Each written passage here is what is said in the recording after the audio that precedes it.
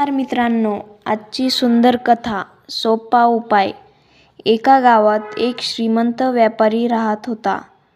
त्याच्या डोळ्यांना एक दुर्मिळ संसर्ग झाला होता, ज्यामुळे त्याची दृष्टी कमी झाली होती. त्याने कितीतरी औषध उपचार केले, पण काही फरक पडला नाही. त्याच दरम्यान गावात एक नामी वैद्य आला होते. व्यापारी वैद्याकडे गेला. डोळे तपासल्यानंतरही वैद्यांनी सांगितले की त्याची दृष्टी हळूहळू आपोआपच बरी होईल, पण तोपर्यंत हिरव्या रंगाने डोळ्याचा आराम मिळू शकेल. हे ऐकून व्यापारी तिथून निघून गेला. आपल्या घरी जाऊन त्याने विचार केला की जसं मला हिरव्या रंगाने आराम मिळणार असेल तर का नाही पूर्ण गावाला हिरवा रंग द्यावा. माझ्याकडे एवढी संपत्ती आहे जी मी खर्च करू शकतो, ती कधी कामी येईल. त्या दिवसापासून ज्या मार्गाने व्यापारी जायचा त्या मार्गाला हिरवा रंग दिला जाई.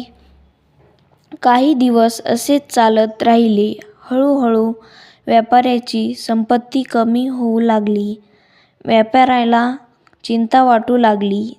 त्याला चिंतेत पाहून त्याच्या मुलाने त्याला कारण विचारले. व्यापाऱ्याने सर्व सांगितले. मुलगा हसू लागला आणि तो म्हणाला, बाबा, गाव हिरव्या रंगानं रंगवण्यापेक्षा तुम्ही हिरव्या रंगाची काच असलेला चष्मा का नाही वापरत. हे ऐकून व्यापारी आश्चर्यचकित झाला.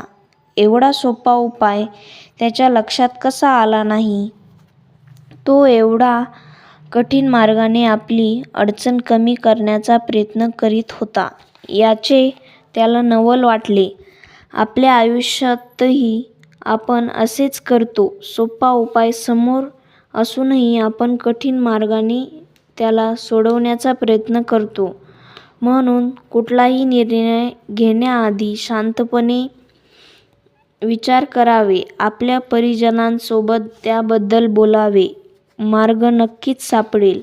मित्रांनो, व्हिडिओ आवडला असेल तर आपल्या चॅनलला सबस्क्राईब करा आणि लाईक करा. धन्यवाद. नमस्कार मित्रांनो, आजची सुंदर कथा सोपा उपाय. एका गावात